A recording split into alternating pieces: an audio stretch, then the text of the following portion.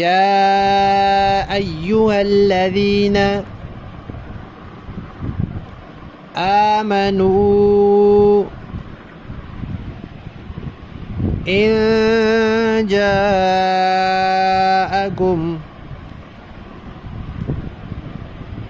فاسق بنبأ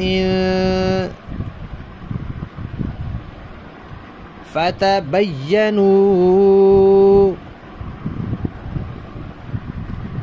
أن تصيبوا قوما بجهالة فتصبحوا على ما فعلتم نادمين.